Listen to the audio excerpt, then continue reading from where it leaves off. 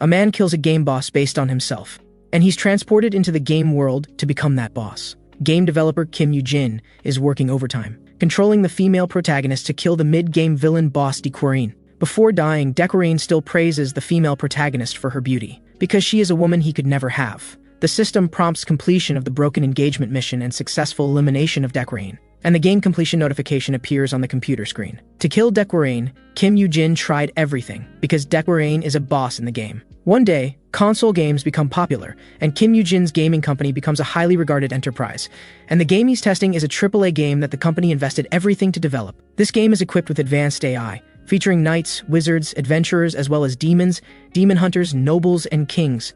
Players can play as any character they like. As long as they maintain this game IP's reputation, they can easily make money. If this game fails, the company will collapse too. Kim Yoo-jin has been working overtime for months, all because of this Dequarine character becoming a game boss, and every time he's killed, the game crashes. Dequarine is the mid-game boss in this game, and also a notorious villain. Because of him, this game spawned endless bugs. This time his cause of death is being stabbed by his fiancée. In order to kill him, Kim Yoo-jin had to use many tactics. Just then, a woman asks if his testing is going well. This woman is Kim Yoo-jin's superior and also his ex-girlfriend Luyala. The two had been together for 7 years, back when Kim Yoo-jin was more carefree. His girlfriend Luyala was a natural workaholic, and because of her ambition, Kim Yoo-jin became the subject of office gossip.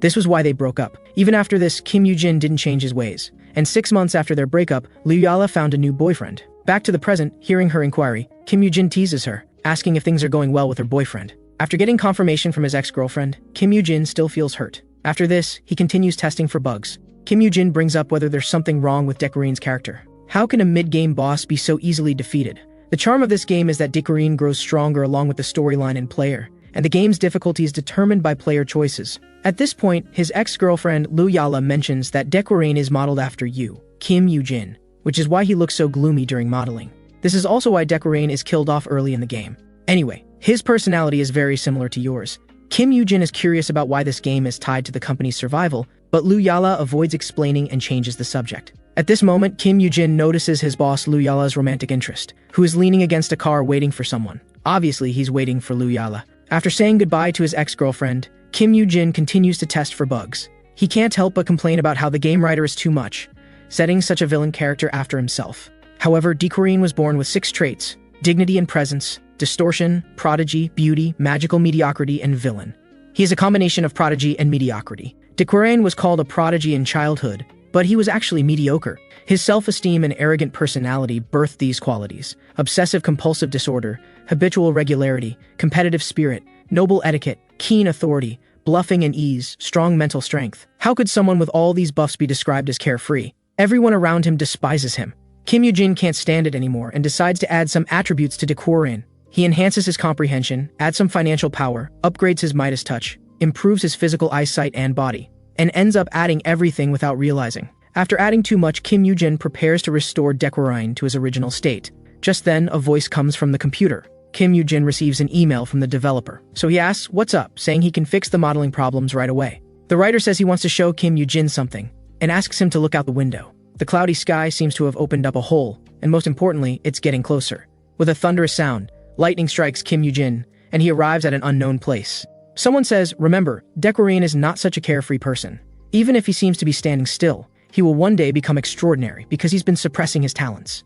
After all, he is just a hateful villain. Kim Yoo-jin hears someone calling him in his sleep. A girl ferociously asks how long he plans to sleep. Kim Yoo-jin feels like he's in a dream. Even though he's been like this for several days, it still feels unreal. How long will you avoid that woman? Don't bring shame to the family. I've left the materials here. If you don't want to lose your professor job, get moving. It's been a week since Kim Yoo-jin saw that light and was transported here. This place is unmistakably the game world he created. He knows that in this world, regardless of which storyline, he'll meet a bad end, because he has transmigrated into the villain Dequarine. After several days, Kim Yoo-jin finally accepts the fact of his transmigration, which might have been caused by the lightning strike. Dequarine is the mid-game boss in the game that cannot be avoided. A murderer who killed many characters' parents and lovers, the source of all evil, everyone's arch-nemesis. The biggest problem is that he doesn't know how far the plot has progressed, and his magical power is inexplicably decreasing. All staff, including Kim Yoo-jin, tested this game thousands of times, and Dequarine survived only once. And the mid-game boss Dequarine was created solely to be killed. Dequarine examines the materials left by the girl earlier, which describe Decorane's basic understanding of magic. The girl's name is Yuliel Payne, and she is Decorane's half-sister, also the person who threw the materials at Decorane. She fulfills the family head's duties in place of Decorane and has a poor relationship with him.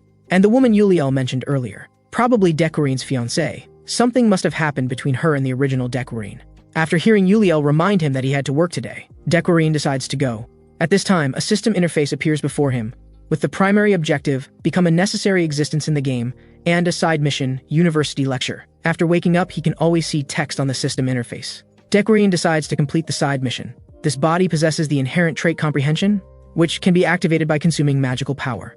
This is an ability Kim Yoo-jin added to Decorane after becoming him, a trait that only appears in the late game. Decorane naturally takes out clothes and puts them on, as if he's been Decorane all along. Though the clothes aren't to his liking, they feel elegant and comfortable. This is also influenced by Decorane's characteristics of majesty and temperament, as well as aesthetics and intuition. It's as if Decorane is constantly reminding Kim Yoo-jin that this is his body, and he cannot act against Decorane's etiquette. To gather information, Decorane has to go to the university lecture. Though it's his first lecture, Decorane feels a sense of entitlement. After all, his current identity is a noble. In his previous life, Kim Yoo-jin was completely opposite. His ex-girlfriend said when breaking up with him, "You're lazy and terrible." That's who he really is.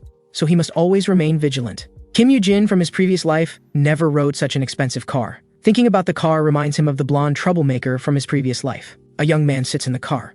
While Decorane wonders who he is, the young man hands him a document. Decorane guesses he's an assistant or secretary, and later learns this person has been under Decorane's command for 3 years. The document is filled with lecture content. The actual Decorane, apart from arrogance, has no talent and couldn't possibly prepare a lecture. Decorane wants to praise him, but finds it difficult to speak, finally forcing himself to say thank you for your hard work. Even the driver is surprised that the professor would praise someone.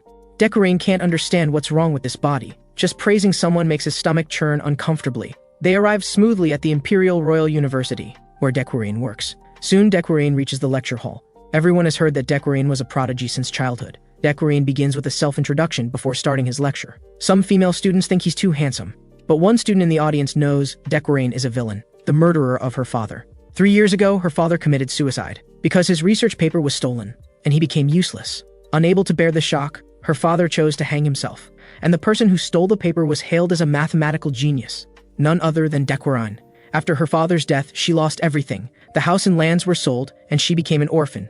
So she was determined to make Decorane pay blood for blood. After much effort, she was admitted to the Imperial Royal University where Decorane teaches. Other students might not know, but she knows that the mathematical analysis achievement was actually her father's. Decorane destroyed a family and could still stand here as if nothing happened. Although she wants to expose his lies and kill him, she must be patient now, all for the sake of perfect revenge.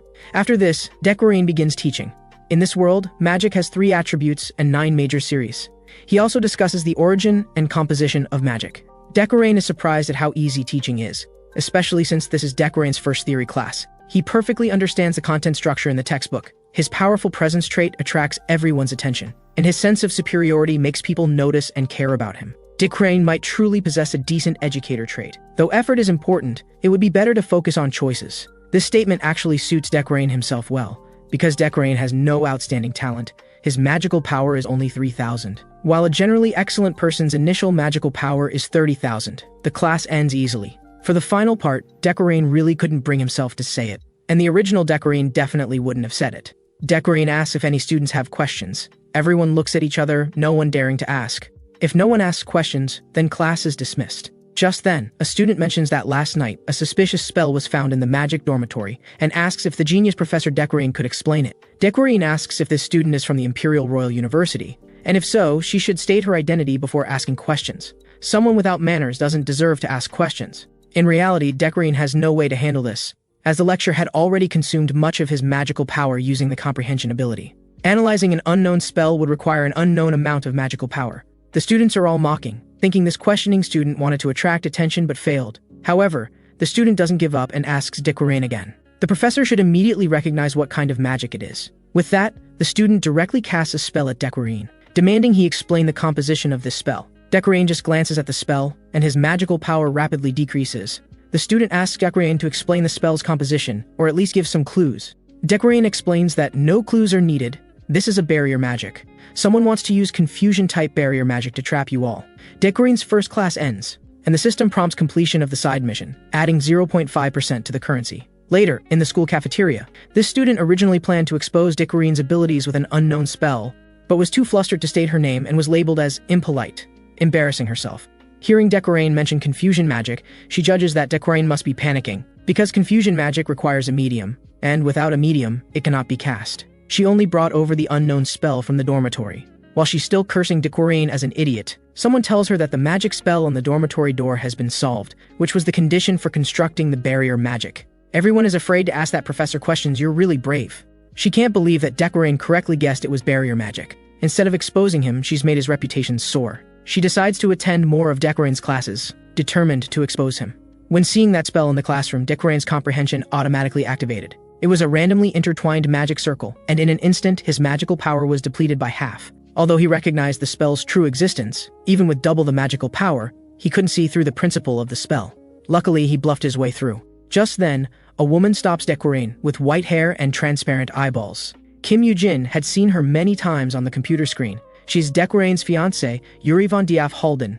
In the future, Yuri will become the pinnacle of knights. She came to find Decorane because Decorane broke a promise to her a week ago. Of course, the transmigrated Kim Yoo-jin doesn't know what promise they had, so he simply tells her he can't remember and prepares to leave. Yuri asks Decorane if he's trying to run away again, just like before. Decorane realizes this woman won't let him leave easily, so he explains he's been sick and asks if she could remind him of their promise. The original Decorane had promised Yuri to confess everything he had done to everyone, and Yuri had promised to stay by Decorane's side even if the world were to end. But Decorane had forgotten about this, and Yuri tells him he can leave. After thinking for a moment, Decorane politely says excuse me and immediately leaves, leaving only an angry Yuri behind. Decorane and Yuri's marriage is political, a talented magic prodigy, and a knight with limitless potential. If they unite, it would be mutually beneficial for both bloodlines and politics. To enhance the power of both families, no one opposed this marriage. Yuri knew this was for her family. Later, Decorane's lack of talent was exposed, and after a certain incident, his remarkable achievements completely collapsed. Both the Ukraine and Halden families tried to cover up this matter, as they didn't want to become laughingstocks. Yuri could tolerate a loveless marriage, but she couldn't tolerate deceit, which was against her knightly principles. So Yuri persuaded Decorane to promise to reveal the truth, and Decorane agreed. But in the end, he broke his promise. The Imperial Royal University is the top university in the game, similar to modern-day Korea. If only he could stay here under different circumstances, Decorane thinks. Just then, a figure rushes toward him. Decorane notices him and delivers an elbow strike, knocking him down, only to realize it's his assistant who was in the car earlier. He says he's looking for the professor. Decorane thought it was an enemy attack and asks if his name is Zoro. The boy explains that his name is Alan. After this, they return to Decorane's office. Alan hands over the sponsorship list for this year's new magicians. The academy functions like a modern research institute, sponsoring new magicians every year to cultivate talent. The list in Decorane's hand glows with golden light. It is a manifestation of Decorane's trait, super rich, which can predict anything that will make money. His physical eyes can see intuitive traits and magical power, meaning the people on this list will make money in the future. Most eye-catching is a student named Evelyn Luna. The game developer once said Decorane killed her father. Decorane discovers that no one is sponsoring Evelyn's magic research. Alan explains everyone is waiting to see. Decorane realizes everyone is watching his reaction. Evelyn self-studied her way into the academy. She's a talented child. Because Evelyn is Decorane's enemy, if following the original plot, her ending would be similar to Decorane's. A villain's fate, the whole world yearns for your death. In the game, Decorane would be killed in countless ways, pierced through the heart by an arrow, impaled by a magic staff, poisoned, or blown up by an explosion. Decorane knows that to survive, he must make changes. Let's choose a direction the original Decorane wouldn't choose. Decorane asks Alan to borrow some books. To survive, Decorane needs a lot of money. Some death variables can be changed with money. Another way is to invest in these novice magicians, but this is not enough. There are many people in this world who hate Decorane and would kill him at any moment. To survive, Decorane must find a true path to survival, which is his own strength. The best way to survive here is to become stronger, but Decorane's talent is very ordinary. Without adequate preparation, he won't survive. Fortunately, his previous life added traits to himself. Although Decorane doesn't truly possess 4 attributes, he can control fire and earth, and has operational talent. Combining fire and earth, he can enhance them with Midas Touch, which can consume the user's magical power to enhance potential. In other words, Decorane can control the metal to achieve the purpose of controlling the sword with air. To put it bluntly, it is to control metal with telekinesis. To apply these theories in practice requires control. Decorane decides to try. He places his hand on a book and begins to cast magic, writing content and formulas about telekinesis into his brain. At first, he can barely control it. He levitates a pen. The first use of levitation magic is successful. Now basic telekinesis can be used without formulas. But even mastering advanced telekinesis won't reach the level Decoraine wants. As he worries about what to do, he suddenly thinks about what would happen if magic circles were inscribed all over his body. In this world, larger magic circles are more powerful. Using comprehension to understand the body, then inscribing magic circles all over it to enhance telekinesis. The body might not withstand it, but this body has the Iron Man trait. Although his magical power is only 800 points now, Decoraine decides to try. A wave of pain washes over him. It feels like every bone in his body is being torn apart. Nothing can compare to this pain. But Decoraine doesn't waver. This is the noble presence trait. After a moment, Decoraine's magical power drops to 1, and exhaustion sets in. He failed due to insufficient magical power. The only achievement is inscribing a magic circle on his shoulder. At this rate, his entire body could be inscribed with magic in about 2 weeks. 1 month after Decoraine's lecture, the first day of class is self-study. Decoraine left a wooden sign, asking students to create something with the elements available. Everyone is still looking for where the professor is. Evelyn thinks Decoraine is indeed irresponsible, having self-study on the first day of class. Just then, someone bumps into Evelyn. As she looks up to question who it is, she suddenly realizes she seems to know this woman. She is Sylvia Josephine Eliade. Evelyn wanted to say something, but the other person doesn't seem to recognize her. If she's not mistaken, that person should be from the Eliade family. 10 years ago, the Eliade family surrounded her family's house with soldiers, and she doesn't remember Evelyn. Thinking about this, Evelyn becomes increasingly angry. Just then, her earth element constructed building is absorbed away. She also notices this magical power coming from somewhere. Without a doubt, Sylvia did this. She immediately questions what Sylvia is doing, why she took away her element too. Sylvia completely ignores Evelyn, which infuriates Evelyn even more. She immediately questions why Sylvia is pretending not to know her. Back then you intimidated my family and prevented me from using magic? You can't possibly not know me. Sylvia says she doesn't know Evelyn but knows her father. That arrogant, inactive noble, he's dead. Enraged, Evelyn can't stand it anymore. Students exclaim quick, "Look over there!" Evelyn has already charged up a spell. Sylvia looks helpless. Evelyn has a fighting spirit against Sylvia and charges directly at her. Sylvia also uses defensive magic. With a loud boom, after a cloud of dust, Evelyn grabs Sylvia's hair, asking if she dares to say it again. But soon she notices something strange nearby. A black light appears before everyone. Students exclaim, "What is that?" Evelyn guesses it's a magical fissure. This thing appeared where she and Sylvia were fighting. This fissure indiscriminately absorbs surrounding magical power and will explode. Most critically, after explosion, metal fragments will fly out. If it explodes, everyone here will die. Just as the fissure is about to explode, Evelyn, with her eyes closed, is still using magic to resist, when she suddenly realizes the surroundings have quieted down. It turns out that Professor Decoraine has arrived. The exploding fragments have stopped. These fragments were easily handled by Decoraine. Students are amazed by Professor Decoraine's magic. They're even more surprised because they're magic students.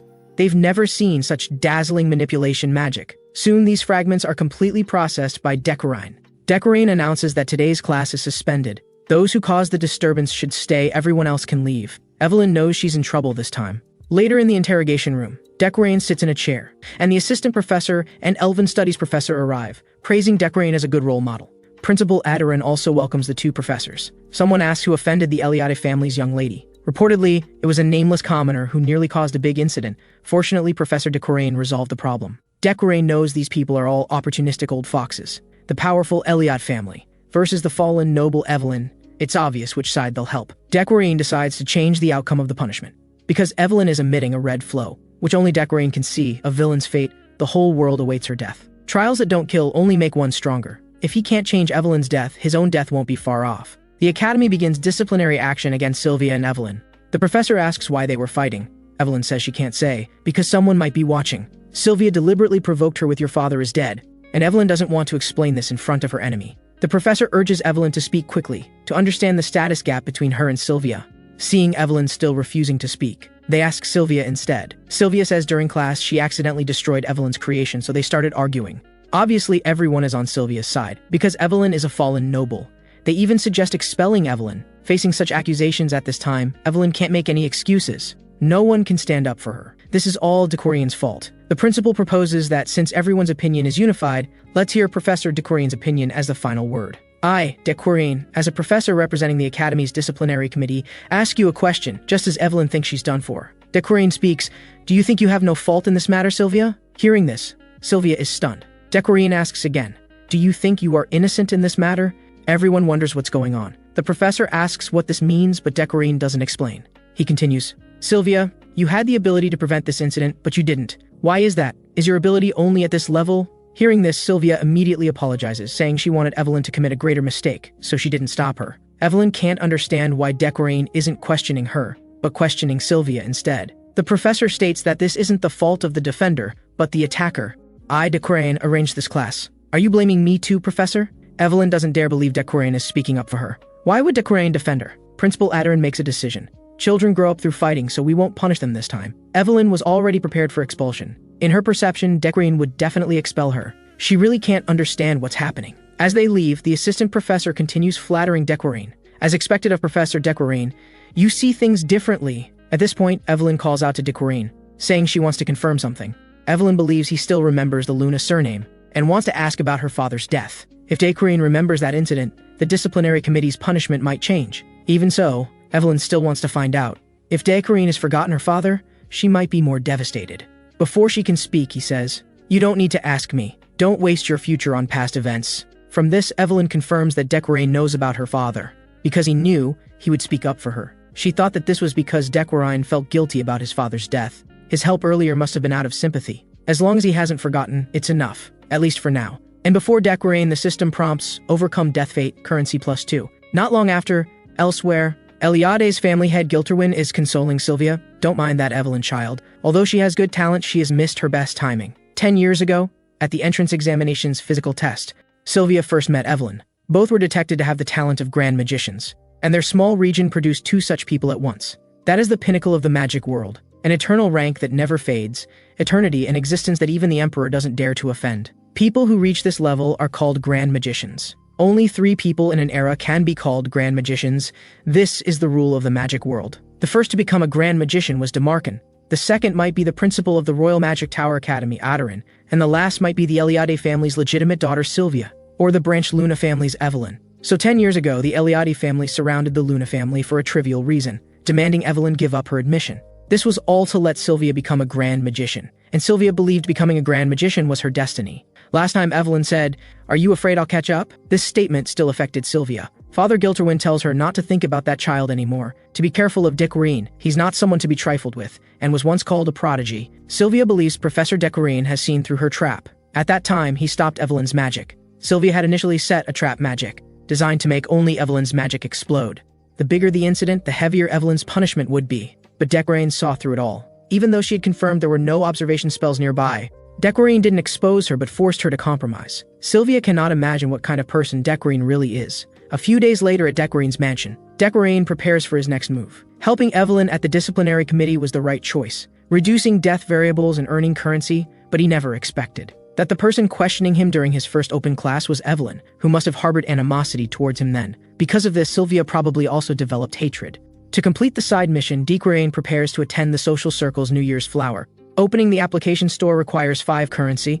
Incidentally, he confirms faces of social celebrities. The people here are all high-level nobles, with many familiar names. He even sees E. Helm, a character he created as Kim Yoo-jin. Fortunately, he attended the banquet. Just then, a nobleman greets Dequarain. Hearing Professor Dequarain's name, everyone gathers around.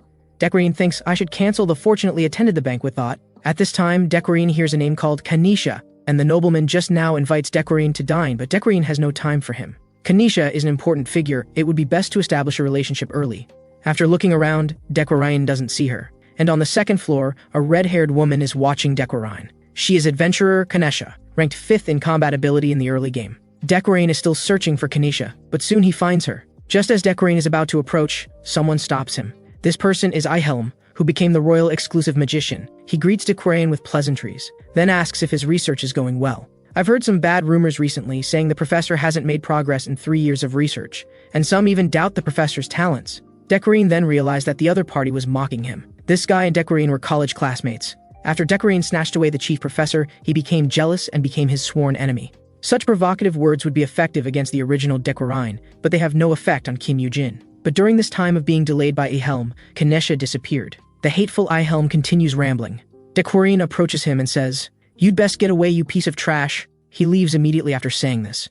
He must find Kanesha quickly, or his plan will be ruined. After shaking off Ihelm, Dequarain gets entangled with another group of people, leaving him no time to find Kanesha. But when he steps outside the ball to catch his breath, he discovers Kanesha is also outside. Kanesha seems to know Dequarain has been looking for her. Kim Yoo-jin suspects that Kanesha and Dequarain know each other. Dequarain claims he got lost, but Kanisha exposes that he was actually looking for her. Kanisha apologizes to Dekwarane, saying she had no choice regarding their previous arrangement. She promises to find a way to return your deposit and penalty fee. Can you let me go? Dekwarane realized that they were in a business relationship. She explains she couldn't fulfill his request to find a talented child, or more precisely, she didn't bring the child because she became attached to them and couldn't hand them over. Dekwarane had thought it was something more serious. Apparently, the original Dekwarane was again trying to compensate for his own deficiencies by using talented children. Kanisha also asked Dekwarane how long he plans to live this kind of life. Dekwarane doesn't know how long. Before Kim Yoo-jin transmigrated into Dekwarane's body, the original Dekwarane had destroyed the trust of those around him, causing countless people to suffer because of him.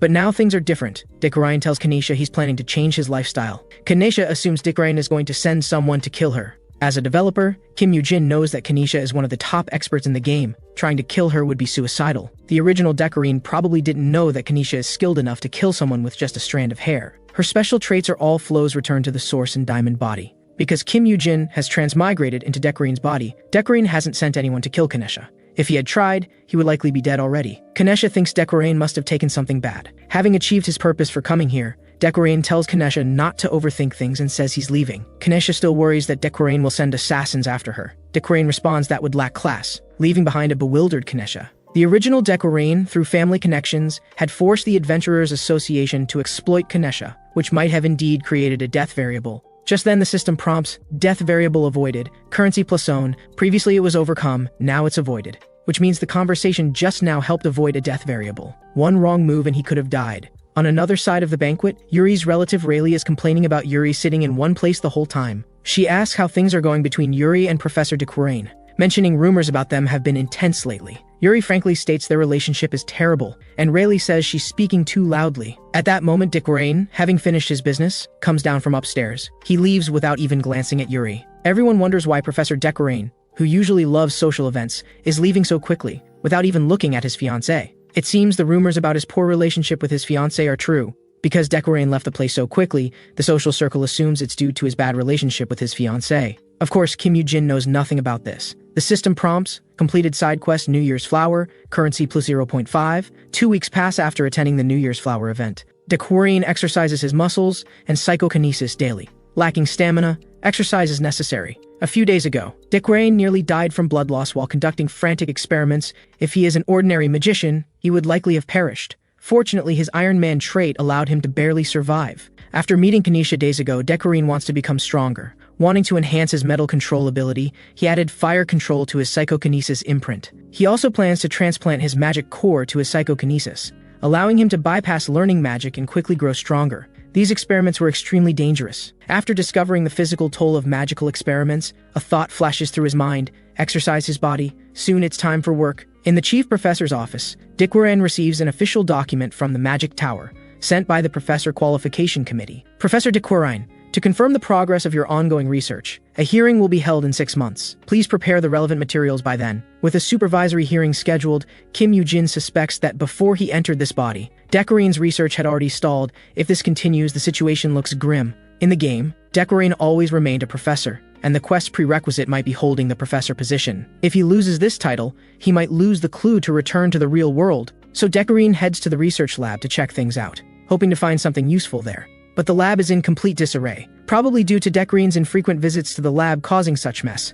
On the floor lies a strange pile of garbage, seemingly hiding something. Though unsure who created it, this method would likely deter Dekwarane from investigating. At this moment, Dekwarane is grateful for his psychokinetic abilities. After moving the garbage pile, he discovers a notebook. Some people encrypt their research to prevent theft, but these efforts are futile. Dekwarane activates his comprehension trait. The notebook emits a brilliant golden light, suggesting remarkable research. Despite using super rich and naked eye abilities, it still appears dazzling. Yet the research is incomplete, with many parts torn out. There are many gaps, and this part of the theory is entirely wrong. Nevertheless, this research still triggers the super rich reaction. The photo inside shows a young Evelyn. Dekwarane guesses these are research findings from Evelyn's father, hidden desperately to avoid detection. Dekwarane reflects on the Loon family magician's hatred toward him, and how Evelyn lives a miserable life because of him. Dekwarane thinks to himself, when he completes this paper using his comprehension ability, he'll add Evelyn's father's name as a co-author. After all, he needs to present something. Meanwhile, in the Magic Tower University Cafe, a group of commoner students have gathered, led by a girl who suggests commoners should unite. She asks for Evelyn's thoughts, but Evelyn knows she's of noble birth, albeit without house or land. The girl insists Evelyn must participate. given her past confrontation with Sylvia. They want to establish a club, but first need to find a supervisor. The biggest problem now is finding a supervisor. Someone suggests several professors, but they all seem to differentiate between commoners and nobles. One student suggests Professor Decoraine. Evelyn is still thinking about how to eat her cake. Just then, the leading girl suggests, "Evelyn, why don't you ask Professor Decoraine?" Evelyn is stunned by this suggestion. Everyone believes he's fair, treating both nobles and commoners with equal disdain. Thanks to that professor, you avoided punishment. He must have taken a liking to you. Evelyn knows Decoraine's other side, but also fears him and doesn't want to face him again. Evelyn ignores them and runs away, believing her involvement would backfire. The girl saw this and rushed after her. At that moment, the girl chasing Evelyn freezes in place at the sight of someone suddenly appearing. Evelyn wonders what's wrong. Turning around, she discovers Professor Decoraine has arrived.